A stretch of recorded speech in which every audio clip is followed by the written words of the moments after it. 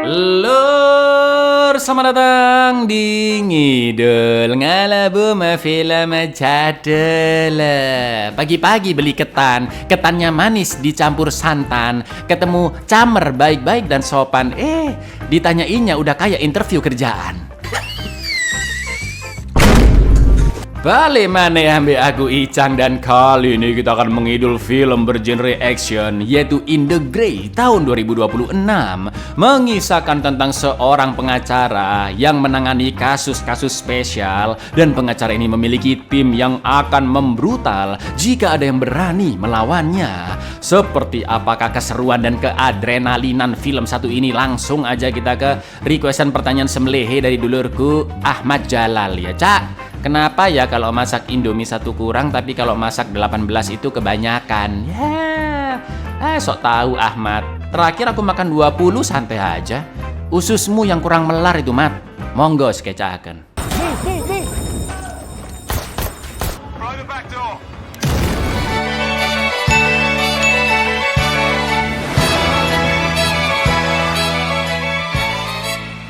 Rachel Wilde, alah lidah susah, Rahel aja lah lur ya, adalah seorang pengacara asal Amerika yang terbiasa menangani kasus-kasus luar biasa, yaitu memburu orang-orang VIP yang menyembunyikan hutang-hutang mereka lewat celah hukum ataupun perusahaan bodong. Gampangnya lur, Rahel ini bertugas mengejar para sultan, orang-orang kaya yang kabur karena tidak mau membayar hutangnya.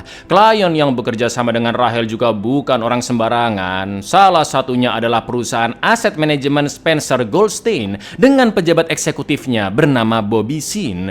Kelihatannya perusahaan tersebut normal-normal saja, tapi sebenarnya orang-orang penting di dalamnya seperti Bobby dan Rahel tahu jika Spencer Goldstein terlibat dalam pendanaan organisasi kriminal di luar sana. Namun mereka tidak peduli dan hanya mengerjakan kewajiban sesuai tugas mereka masing-masing. Sebenarnya apa yang dilakukan oleh Mbak Rahel ini adalah hal yang positif lur, namun seringkali dia terpaksa menggunakan kekerasan bersama kedua premannya yaitu Sydney dan juga Bronco. Saking berbahayanya pekerjaan ini, maka dari itu Rahel merasa pekerjaannya berada di antara hitam dan putih, legal dan ilegal, serta bermoral dan tak bermoral. Inilah berada di zona abu-abu. Fix nonton sampai habis karena film ini seru banget lur. Is Rachel Wilde. My job is to dog and chase. Stay in the car. Just stay down. Murder! Murder! I operate in the gray. Pada suatu siang, ketika sedang menagih hutang senilai $1 miliar dari seorang sultan bernama Manny Salazar di pulau pribadinya yang berlokasi di Espanyola, mentor Rahel bernama Braxton tewas ditembak kaki tangan Salazar yaitu Olson. Jika perusahaan Spencer Goldstein berani mengirim orang lagi untuk menagih hutang, maka Salazar tidak akan segan-segan untuk membunbunnya lagi. The real yang utang lebih galak dari yang ngutangin blok. Show your... Braxton? The downside is you end up in a hole in the Demi membalas dendam kematian Braxton, Rahel pun menemui Bobby dan ingin mengambil alih kasus Salazar. Pada awalnya Bobby sempat menolak karena biaya yang ditawarkan Rahel terlalu tinggi. Namun setelah dinego-nego, Bobby pun akhirnya setuju tanpa mengabarkan ke atasannya. Rahel akan mendapat bayaran 10% dari $1 miliar hutangnya Salazar alias $100 juta, dan Bobby mengirimkan DP-nya terlebih dahulu sebesar $10 juta. Don't you have to call your boss first? I don't have to call upstairs. 10% and $10 million up front. I can make that work. Seperti yang sudah disebutkan oleh Rahel sebelumnya, sebagai pengacara dia bekerja di zona abu-abu antara hitam dan putih. Jadi untuk melawan Salazar yang sering bergonta-ganti nama dan identitas, maka Rahel harus menyerangnya lewat jalur legal maupun ilegal. Sebagai pengacara profesional, tentunya Rahel memiliki tim yang bisa mengurus cara-cara legal. Namun dari sisi ilegalnya, Rahel mengandalkan Sydney dan Bronco. Sydney biasa melakukan penyidikan penyuapan maupun pengawasan rahasia, sedangkan Bronco untuk pekerjaan yang lebih brutal, yaitu intimidasi dan sabotase. Mungkin kalian bingung lur, karena harusnya Om Superman Henry Cavill yang di bagian pekerjaan brutal ya kan, karena tubuhnya berotot seperti diriku. Tapi nanti kalian akan melihat sendiri seberapa brutalnya Jake Gyllenhaal alias Bronco. Untuk melacak Salazar berikut aset-asetnya, Rahel menyuruh Sydney menjalankan suatu misi ke Arab Saudi, sedangkan Bronco ikut Rahel menemui pengacara Salazar yang bernama Horowitz. To corner Salazar, you must attack me, and illegally. You will be going to... You're coming with me. Sesampainya di kantor Horowitz, setelah Rahel menjelaskan maksud kedatangannya, yaitu menagih hutang Manny Salazar, Horowitz memilih tutup mulut tanpa memberikan informasi apapun. Namun secara diam-diam Bronco menaruh penyadap di sana untuk memantau percakapan Horowitz. Dan sebelum mereka pergi, Rahel pun meninggalkan kartu namanya. Selanjutnya Rahel menjalankan misi yang sesungguhnya untuk mendesak Salazar agar mau bayar hutangnya, yaitu di tahap pertama adalah prosedural dan praktis, di mana Bronco dan temannya Baker akan OTW ke Pulau Salazar di Spanyol untuk menyabotase urusannya di sana, juga mendirikan markas 1 bulan sebelum Rahel menemui Salazar secara langsung di pulau tersebut. Sedangkan tugas Sydney di Arab Saudi, tim hackernya akan mengubah blueprint hotel milik Salazar yang masih dibangun agar menyalahi perizinan yang sudah diterbitkan pemerintah setempat. Setelah itu Sydney melaporkannya ke pihak berwajib agar pembangunannya dihentikan sementara, dan Salazar juga akan dikenakan denda $4 juta seminggu oleh pemerintah Saudi. Lalu saat Horowitz kalang kabut mengurus perizinan kembali, Sydney pun menyuap kepala pelabuhan sebesar gajinya selama setahun agar mau menyita bahan-bahan bangunan milik Salazar yang tentu lebih mengacaukan Horowitz. Dan jika dihitung-hitung lur, kerugian mereka akan bertambah hingga menjadi $5 juta per minggu. Rencana yang sangat kotor namun jenius, bukan? Why have I got the foreman of our saying that we have been shut? Saudis will take this serious instruction while the paperwork gets... There is a note inside from the doctor that how to make a full. We'll get it unimpounded. That woman. Sementara itu Bronco dan Baker akan menyabotase anjungan minyak milik Salazar yang berada di pulaunya dengan memasang suatu alat untuk mengacaukan sistem keamanan anjungan, dan itu sama saja dengan Salazar rugi $0,5 juta sehari karena anjungannya tidak bisa beroperasi sama sekali ya kan lur. Pada akhirnya Salazar pun memanggil Horowitz dan menanyakan apa yang sebenarnya terjadi. Horowitz pun menjelaskan jika pelakunya adalah seorang pengacara wanita yang jika Rahel dibunuh sekalipun tidak akan berpengaruh apa-apa karena Rahel sudah membayar 20 pengacara lainnya yang akan terus melanjutkan kekacauan di usaha-usaha Salazar. Dengan sangat terpaksa Horowitz pun menyarankan Salazar untuk membuat kesepakatan sebesar $300 juta ke Rahel daripada harus merugi $28 juta di setiap bulannya. Menurut Horowitz, nilai tersebut tidak akan menjadi masalah karena toh Salazar masih memiliki harta yang jauh-jauh lebih besar dan dijaga dengan aman oleh anak buah kepercayaannya bernama Wolfgang. Here, William. Already costing you about, so I think it would be a lot cheaper. Cut off her head and they'll be waiting to keep this thing alive. All the really juicy stuff is, there is no way she'll ever, we can ring fence this for 300 million. Dari penyadap yang dipasang Bronco di ruangan Horowitz, sekarang Rahel pun tahu siapa Wolfgang yang dimaksud, yaitu seorang akuntan yang mengatur semua laju keuangan Salazar. Dan kediaman Wolfgang berada di kota Jeddah, Saudi Arabia. Maka dari itu tugas selanjutnya beralih ke Sydney yang rencananya akan mengakses komputer Wolfgang demi menemukan perusahaan-perusahaan bodong di mana Salazar menyembunyikan kekayaannya lur, agar Rahel bisa menemukan kepemilikan Salazar atas perusahaan-perusahaan ilegal itu dan menggunakannya sebagai bukti di persidangan agar negara membekukan kekayaan Salazar di berbagai perusahaan tersebut. Atau dengan kata lain, Salazar akan jauh-jauh lebih terpuruk dan mampus ya kan, daripada langsung datang ke sana secara mengendap-endap ala Mission Impossible. Kerennya Rahel menyuruh Sydney menggunakan cara yang aman dan lebih efektif, yaitu Sydney datang ke suatu acara yang diadakan Wolfgang Wolfgang berpura-pura sebagai calon investor lalu memancing Wolfgang agar duel permainan congklak dan Sydney sengaja kalah. Setelah itu Sydney pun memberikan hadiah berupa patung kesukaan Wolfgang yang langsung dia taruh di meja kerjanya.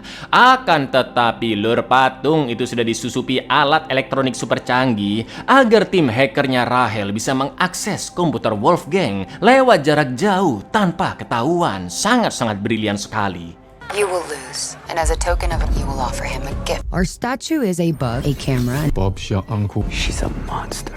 I will need to look Salazar in the eye. Court approves the application to seek international attachment. Dengan segala rencana yang benar-benar terstruktur, Rahel berhasil menyudutkan Salazar. Rahel juga menolak sogokan sepihak dari Horowitz sebesar $300 juta karena yang dia inginkan adalah menemui Salazar secara langsung untuk menagih hutangnya yang akan dilakukan di pulau pribadinya. Namun jelas Sydney serta Bronco tidak akan tinggal diam dan akan melindungi Rahel agar misinya benar-benar sukses sampai Salazar melunasi seluruh hutangnya. Assalamualaikum. It's gonna happen on the island. That's the only Phase 2. Planning and preparation. Sekarang masuk ke tahap kedua lur, yaitu perencanaan dan persiapan. Di Pulau Salazar, Rahel pun memasukkan beberapa kru tambahan, mulai dari Moreno, supir transportasi darat, Dun sebagai pilot, Gucci mengurus hal-hal terkait IT, sedangkan Baker bertanggung jawab atas persenjataan termasuk bahan peledak. Selain itu, kenalan Bronco di sana juga sudah membelikan banyak keperluan yang super duper lengkap, udah kayak mau perang ini lur. 2 canoes, 4 oars, late 2010 boomstick with 40 mil butt plugs, top cigars for the Charlie, got 9 mils and 45 with a 203 grenade launcher, 2 Polaris razors with 1 and Teddy for fishing. Untuk memudahkan menjemput Rahel nantinya, tim Sydney dan Bronco akan bermarkas di suatu villa terpencil di pulau. Lalu Sydney menambahkan, jika Rahel hanya boleh berada di 2 tempat selama misi berlangsung. Pertama adalah hotel mewah tempat dia bertemu Salazar, dan jika situasi mulai kacau, Sydney DKK harus segera mengevakuasi Rahel menuju tempat selanjutnya yaitu villa markas, dan barulah mereka keluar dari pulau. Selain itu mereka juga memiliki 3 titik evakuasi. Pertama adalah rute evakuasi timur yang menjemput Rahel dari hotel, naik mobil Pajero melewati kota dan melalui saluran air badai, lalu lanjut kabur dengan 2 perahu karet keluar dari pulau. Titik kedua adalah dari villa markas ke lapangan terbang di bagian utara pulau. Dalam misi ini Sydney and the gang tidak bisa menggunakan pesawat ataupun helikopter biasa lur, karena Salazar benar-benar menguasai area udara. Maka dari itu di lapangan terbang, Sydney DKK hanya membawa Rahel keluar pulau dengan transportasi udara yang jauh lebih sederhana bernama gyrocopter lur. Lalu yang terakhir adalah titik evakuasi barat yang menjadi opsi paling terakhir jika situasinya benar-benar sudah mengkhawatirkan, dan itu adalah rute paling jauh.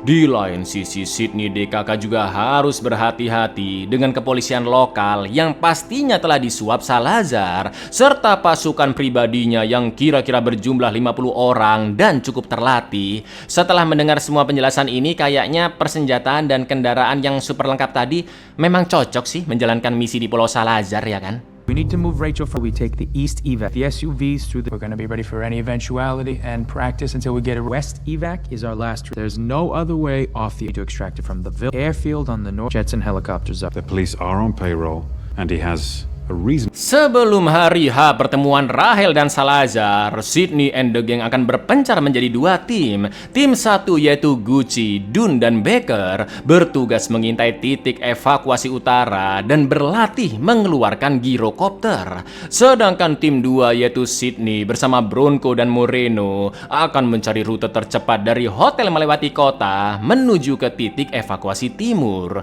Pada awalnya tim 2 menggunakan mobil, tapi karena terjebak macet, akhirnya ganti mengendarai motocross. Juga sengaja memancing polisi di sana untuk menguji kemampuan mereka. Lalu inilah yang terjadi, lur. Yep, thank you.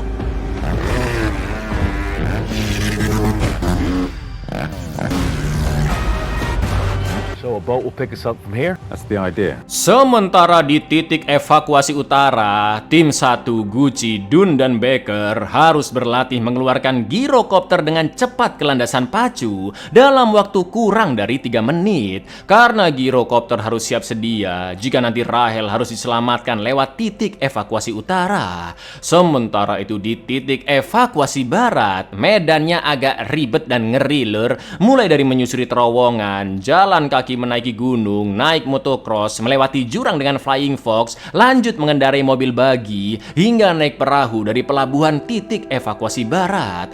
Mereka semua harus berlatih sampai benar-benar hafal jalur dan medannya dari ketiga rute penyelamatan itu agar dapat menyelamatkan Rahel dengan cepat dan efektif. Bahkan di jalanan yang nantinya akan mereka lewati, kedua tim juga memasang berbagai jebakan untuk menumbangkan musuh, mulai dari rantai paku, ranjau darat, sampai lubang galian di tengah kebun pisang. Feet to the left. Bingo. Not bad. I'll jump out and trigger. Speed is our priority. We are going to keep rehearsing. Saking niatnya mereka pun membuat simulasi tembak-menembak jika sampai terkepung dan juga telah mengambil alih sistem keamanan Hotel Salazar dengan cara Bronco pura-pura sakit jantung dan mengambil kunci kamar Salazar dari manajer hotel.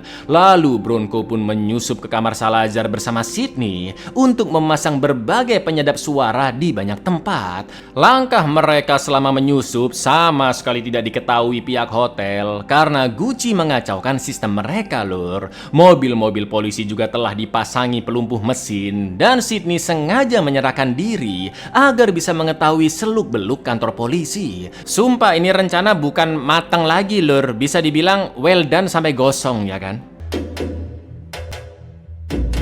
They're playing engine killers under their cars. Guards? Give or take 12 and about 20 across the road. Cameras? Connected, but they're unsophisticated. Abracadabra. You got more tricks than a... Ketika semua persiapan dirasa cukup, masuklah kita ke tahap ketiga, yaitu pertemuan dengan musuh. Rahel kembali mendesak Salazar dengan menugaskan anak buahnya untuk memanipulasi persidangan agar dapat menyita 2 kendaraan mewahnya, yaitu kapal dan jet pribadi Salazar. Jelas Salazar yang sangat geram dengan Rahel pun akhirnya meminta Horowitz untuk membawa Rahel menemuinya di pulau. And then I'll impound his boat. My boat is my jet. Under international law. I want to look her in the eye. Set up a meeting on the island. Phase 3. Conference with an enemy. Di hari pertama Rahel di pulau, Sydney langsung memberikan jam khusus yang dapat melacak lokasi Rahel dimanapun dia berada jika tombolnya ditahan lur. Untuk sementara waktu Rahel menetap di mobil RV dengan fasilitas yang lebih nyaman dan bersih dibanding villa markas Sydney DKK.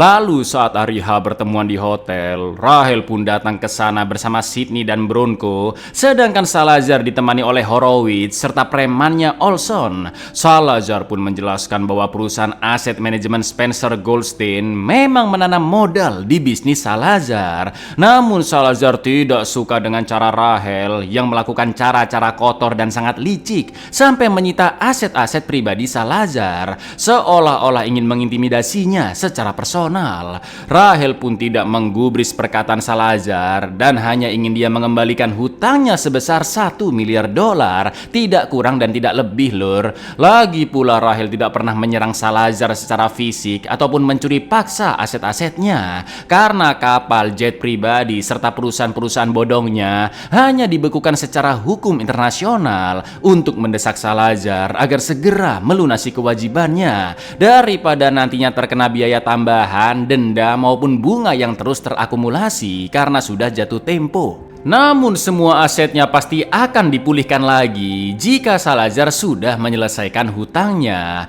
Intinya apa yang dilakukan oleh Rahel memang untuk gertakan saja lur.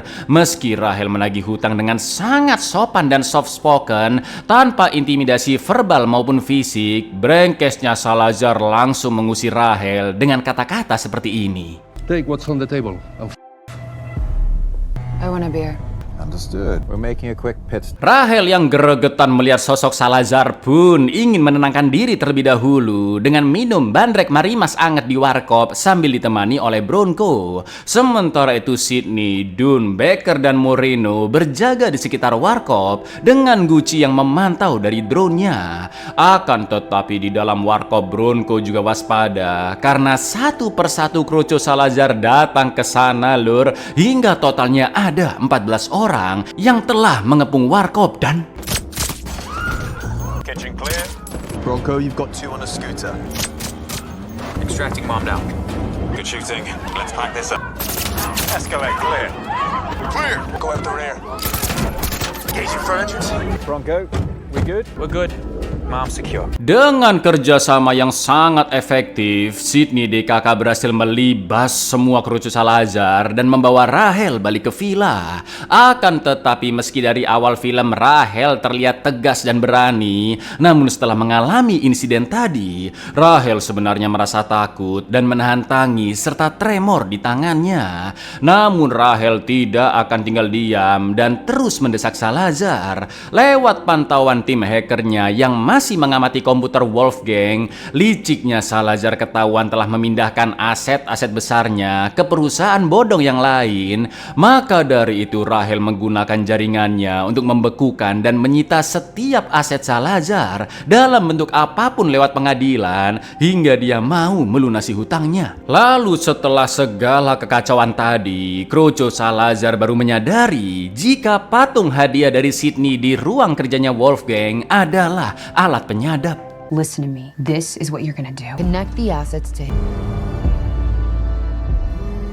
freeze and seize Primo Star Telecom, 800 million in assets. Skysil, chemical manufacture, turnover 1. It was only a question of time, the Trojan rat. We have everything I need. Setelah desakan yang begitu epik, Salazar pun menghubungi Rahel lewat Horowitz untuk segera datang ke hotelnya. Seperti biasa Rahel ditemani oleh Sydney dan Bronco. Namun setelah kekacauan sebelumnya yang membahayakan nyawa Rahel dan jelas-jelas tindakan melawan hukum, Salazar masih bisa-bisanya nego $800 juta. Namun Rahel tidak bergeming dan terus memaksa Salazar membayar hutang $1 miliar secara kontan, atau Rahel akan terus membekukan aset-aset Salazar lainnya hingga arus kasnya kering kerontang. Bahkan Rahel mengancam menghubungi investor-investor sebelumnya yang telah dirugikan Salazar untuk menagih janjinya. Sampai akhirnya lur, Once you try to kill me, cross the legal Rubicon, you can't come back. You accept the deal, take the 800 and return my... No, when you've won, Miss Wyatt. The deal is you pay. The billion, and you give everything back. We're done here. Rachel, how can I help? Salazar's agreed to pay the full amount. akhirnya Salazar pun menyerah dan membayar seluruh hutangnya sebesar $1 miliar. Rahel juga sudah melapor ke atasannya Bobby dan tinggal menunggu pemulihan semua aset-aset Salazar. Akan tetapi 3 bulan kemudian lur, ketika sedang berlibur di padang pasir, Rahel sedang berdebat dengan Bobby dari pesan suara yang berkaitan dengan uang $100 juta. Namun ketenangan Rahel terusik karena tiba-tiba preman Salazar yaitu Olson datang membunbun 2 rekannya dan juga menculik Rahel. Gak pakai lama Rahel langsung menahan tombol di jam tangannya untuk mengabarkan posisinya kepada Sydney dan Bronco. Who's that? Are we expecting anyone? No.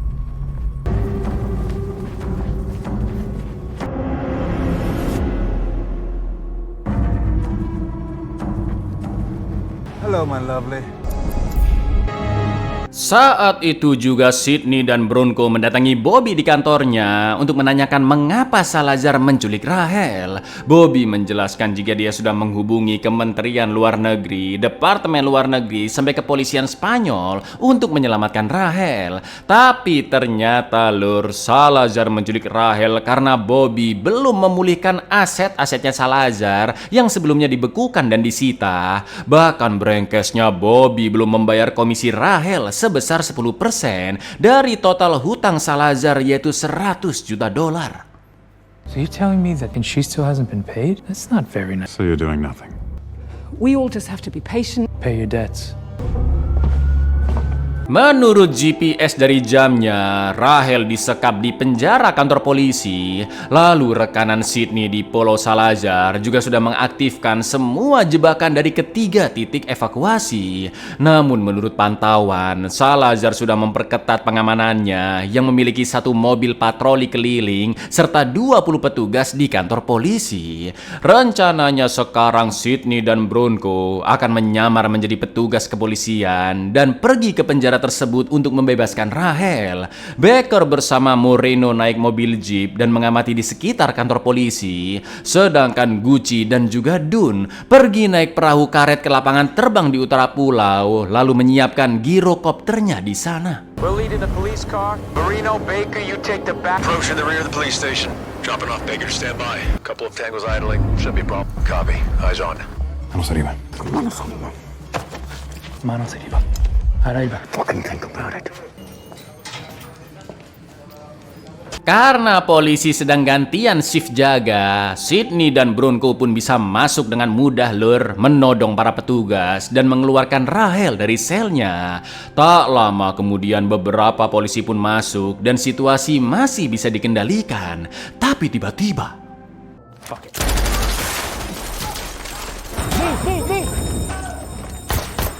Private back door. We are en route to the air. Get the gyros ready. Baker meledakkan tembok belakang agar Sydney dan Bronco bisa menyelamatkan Rahel. Lalu Sydney, Bronco, Rahel, Baker dan juga Moreno OTW ke titik evakuasi utara, yaitu lapangan terbang untuk kabur dari pulau naik girokopter yang akan disiapkan oleh Gucci beserta Dun. Sementara para polisi dan pasukan militan Salazar yang jumlahnya jauh-jauh lebih banyak langsung mengejar mereka lur. Bahkan seonggok drone pembawa bom juga diterbangkan menuju pangkalan girokopter dan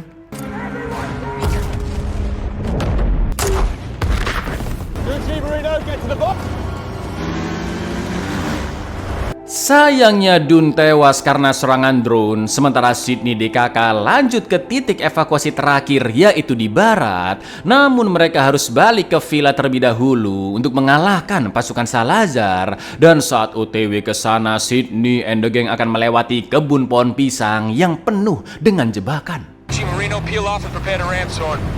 Copy. 70 of us and 6 of them. Let's go. Sesampainya di villa, Gucci ditugaskan memantau keadaan lewat drone, Baker menyiapkan bom, dan Moreno berjaga dengan Bronco serta Sydney di bagian selatan gedung. Mereka akan terus menembaki musuh yang datang hingga Baker selesai memasang bom, dan setelah itu OTW ke titik evakuasi barat lewat terowongan. Sedangkan villa tersebut akan diledakkan ketika para musuh sudah berkumpul di sana. Stinger, now.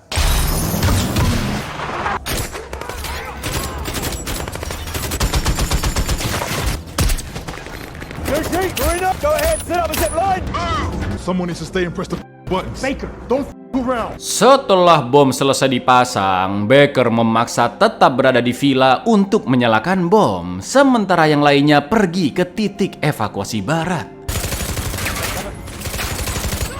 Time to go. I said I'm on my way.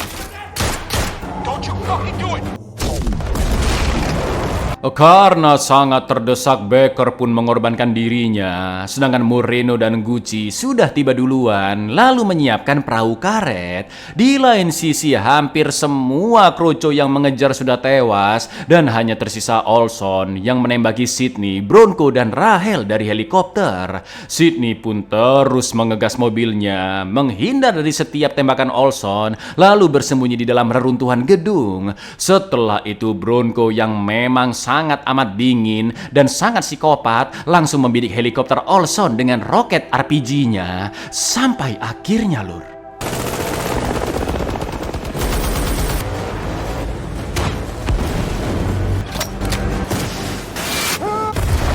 We'll catch you up. Misi evakuasi Rahel pun berhasil, namun alih-alih ikut pergi, Sydney dan Bronco ada satu urusan penting yang harus mereka selesaikan terlebih dahulu. Sementara Rahel balik ke kantornya dan akhirnya dibayar oleh Spencer Goldstein. Setelah itu dia mengatakan ke Bobby jika Salazar akan terus mempersulit hidupnya karena ternyata Salazar telah diculik dan disekap ke sebuah kontainer yang akan dikirim ke Miami, lengkap dengan persediaan makan dan minum, rokok Samsu, kasur, dan toilet. Saat kontainernya ditemukan FBI, Salazar pun menggunakan identitas palsu dan dia memberitahu rahasia perusahaan Spencer Goldstein yang mendanai organisasi kriminal. Mendengar itu, Bobby pun hanya bisa terdiam pasrah karena dia akan segera mendapatkan sanksi dari lembaga hukum internasional atas kong kali kongnya dengan Spencer dalam mendanai aksi kriminalitas di luar sana. You crossed the line, Bobby. And you're out while you had the chance. Mr. Salazar. Who the is Mr. Salazar? I'm Mr. Smith. Because if he does, he'll turn state-ed funding a criminal organism. So, Sid and Bronco are now going... Someone needs to wear it. Love you, Bobby.